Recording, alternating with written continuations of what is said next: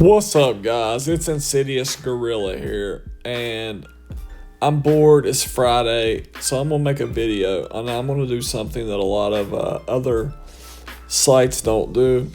And while I love all the channels in the community, a lot of them you follow their bets, but they don't teach you how to bet. And that's what I want to teach you. I'm not going to keep you long. All I'm going to do, I'm going to try this little project. So we're going to take $100 or more. We're going to turn that into $1,000, and we're going to do it over the next 10 events. You know, you can teach a man to fish, and he'll fish for the rest of his life. You can teach a gambler to gamble, and he's going to be a damn degenerate like me. And I hope I'm successful in this. It's a chalky ass card. It's all chalk anymore. It's a hell of an endeavor, but with proper bankroll management, it can be done. If you're good, it can be done. If you do your homework, it can be done. And yeah, we're going to do it. So this is UFC Vegas 109, and we're going to kick this off with Anthony Hernandez and Roman Dolidze. So what we got here is a pretty binary fight. We either got Roman getting it done early or Fluffy late. And with Fluffy as a minus 310 favorite, we can cut that number down to like minus 120 if you take, the fight parlay and get Fluffy plus over 1.5. I think that's minus 140. That's the angle I'm going to look at, because while Roman's a good fighter, he only has a 33% takedown defense. His cardio's not that good, and Fluffy just runs dudes through the spin cycle. And I'm not going to bet against him. I haven't. He's been a money printing machine for me, and I'm not going to stop now. He could come out here and get dusted by Roman, but I'm willing to put my money where my mouth is. Dolidze is, a great grappler. He can strike, but the thing he can't do is the thing that Umar Nurmagomedov couldn't do with Merab, and that's just keep up with a hellish pace. Some of these guys have a motor that don't stop, and Fluffy's one of those guys. And I think he presents a lot of challenges for people in the UFC middleweight division. So I'm going to put all my bets at the bottom, and I'm going to put a link in the description of the third-party tracking at MMA Bets. That way, you can check, I'm third-party verified. But that's going to be one of them right off the rip. I can tell you that is, Fluffy in the over 1.5. Then we got Steve Erceg making his comeback. He's minus 575 versus Ode Osborne with the comeback at plus 425. I love Erceg in this spot. It's the perfect bounce back spot. He's got beautiful boxing, some of the best in the division. Some of the best in the UFC, to be quite honest. It's a lot like Calvin Kattar, but I think it's even a little bit better, and he's a little bit quicker. But he's kind of got a glass chin. I don't want to say that too loud and jinx myself here, but Steve Erceg is kind of glass Joe-ish. What I think he's going to do is be more cautious here. Ode is very quick and elusive and can crack. And what I think Erceg's going to do is just chill behind that jab. Just, work like a, sticking that jab in his face like a whaling harpoon. Maybe even getting in on his hips, take him down, rinse, repeat, or, get that sub. And that's how I'm going to attack this. I'm going to take Steve Astro Boy Erceg to get that sub and get back on track. Then we got Yasmin Lucindo minus 180, Angela Hill plus 150. Auntie Angela is 40 years old. Lucindo is 17 years younger, 23 years young. What I wouldn't give to be 23 years old right now. The girl's coming into her own. She's, really raw, but she does have a lot of experience. But there's just a lot to work on with her. And while Angela can keep a ferocious pace, I think that Lucindo's harder strikes are going to be what steals the rounds and, makes the judges, give her those frames. So I'm going to take Lucindo here, but I don't really know if she'll make my bets. Maybe I'll look for something like a takedown prop. Maybe 2 takedown props from Lucindo. I'm not sure what the odds are on that, but I'll check that out. But the play will be Lucindo. C-Rod taking on Andre Touchy-Feely. C-Rod minus 245. The comeback on Feely plus 200. Both of these guys are trying to track after losing to Melky Costa.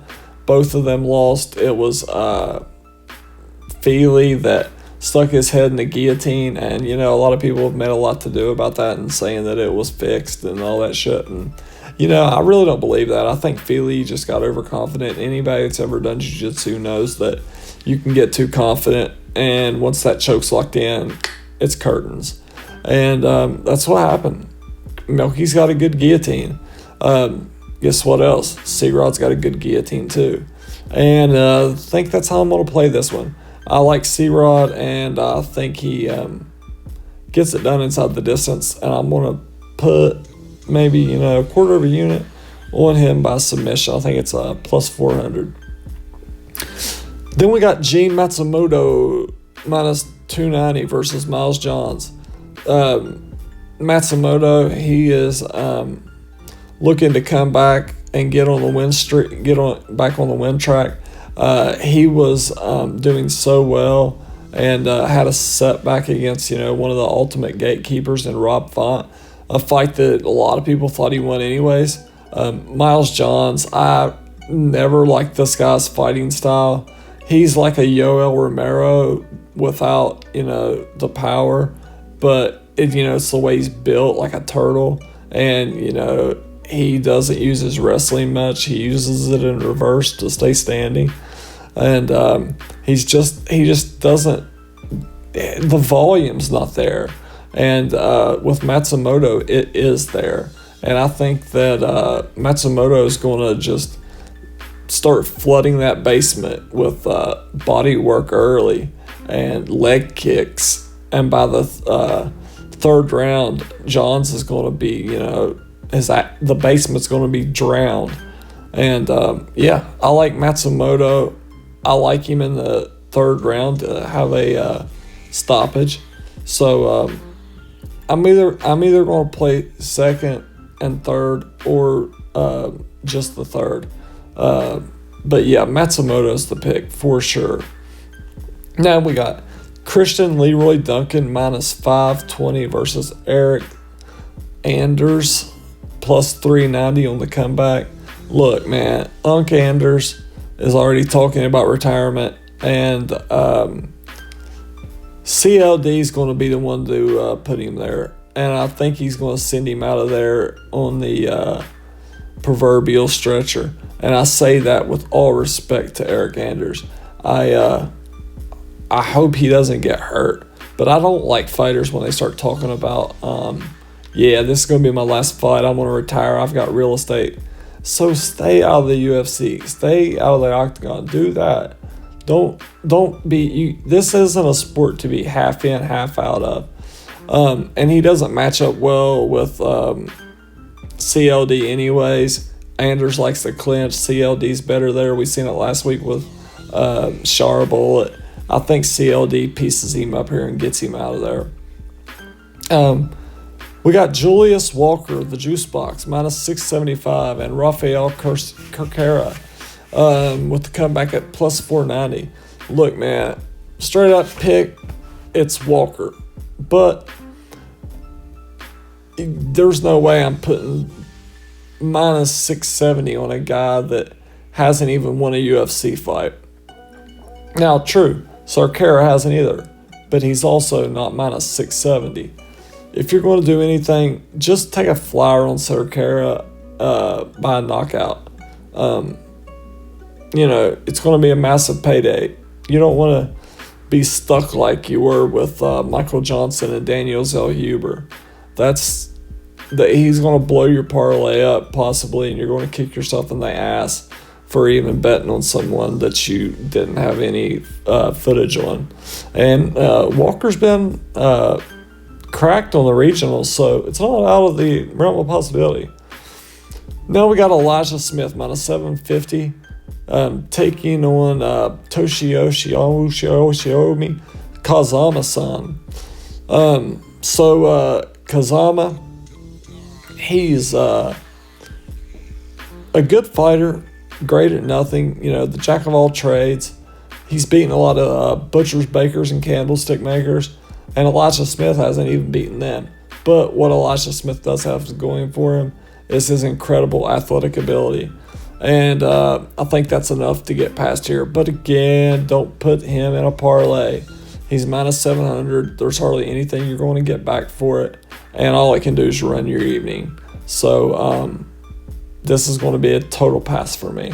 I don't know. There's too much volatility there. A fight I do like, though, is Joselyne Edwards and Priscila Cachoeira. Joselyne's coming in at minus 380, and Zombie Girl's come back as plus 300. So Zombie Girl, she is basically a headhunter, and if she can't get that knockout, then there's no plan B. There's no plan C. It's swing for the bleachers, hope for a knockout, and if you don't get it, you lose. What I do like about Joselyne is she's been working on her takedowns lately, and she's got a really heavy base when she's on top of girls. And with Cachoeira having fought at 115 pounds, she's going to be the smaller girl here, and I just like Edwards to wet blanket her, maybe even get a submission. A lot of people are thinking Edwards by decision. I'm thinking Edwards inside the distance, and that's how I'm going to play this. I'm not sure exactly how or how many units, but again, I'll put that at the end of the video. Another fight I like is Uros Medic taking on Gilbert Urbina. Medic is minus 455 to Urbina's plus 350. Never really care for the Urbina brothers. They are a bunch of glass cannons. Medic, he is a really hard hitter. He's got really crisp striking, good footwork. He's elusive, but he can be taken down, and maybe Urbina can work something early and get him to the mat and work for a submission. But I just don't think so. He's been out for 18 months. He's not that good anyways. I think this is all Medic here, and I think he dusts Urbina within the first frame. So yeah, that's going to be the play, is a Medic by round 1 TKO. Then we got Gabriela Hernandez taking on Julia Stoliarenko. So we know what's up with Stanko. It's a round 1 armbar bust. Put $10 on it. It's like plus 1,200. If it doesn't happen, you're out $10. But if it does happen, you're going to be pissed that you didn't put, a couple coffees at Starbucks, one coffee at Starbucks on that armbar. I'm telling you now. Other than that, I think Hernandez works her over. Probably gets her out of there. I don't see how that Stanko holds up to Hernandez's striking, not for 3 rounds. So I'll probably definitely have something on Stanko round 1 submission, but I'll probably throw Gabby in a parlay or something. Then you got the absolute don't bet fight of the night, and that's Cody Brundage and Eric McConaughey. Cody is coming in at minus 170, and anyone that puts, anything substantial on Cody Brundage at minus 170, they're more of a degenerate than I am, and that's yeah. I can't trust Cody at all. He pulls so many stunts. Dude is the ultimate flake. I'm sure he's a nice guy. I mean, with all respect, he's inside the octagon, great athlete, all that shit, No disrespect, but it's Cody Brundage. I just can't do it. Now, if there was a futures bet that I could make for a no contest 5 months from now, yeah, maybe I'd put something on Cody. Even if he loses, he's probably going to get this overturned. Just the way that happens is crazy with him. But McConaughey, meat and potatoes guy, don't know really enough about him. This is going to be at light heavyweight. It's 4 days notice. Don't go crazy betting this fight. It's just silly. If you want to put something small on it for action, take Cody by sub. What the hell? Anyways, I'll put all my bets at the end and a description of a link in the description. I'm tired as hell.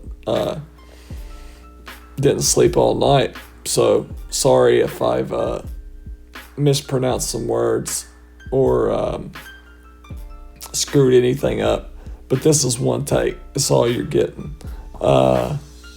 Yeah, I'll put the link to the third-party tracking service in the description box, and along with my bets.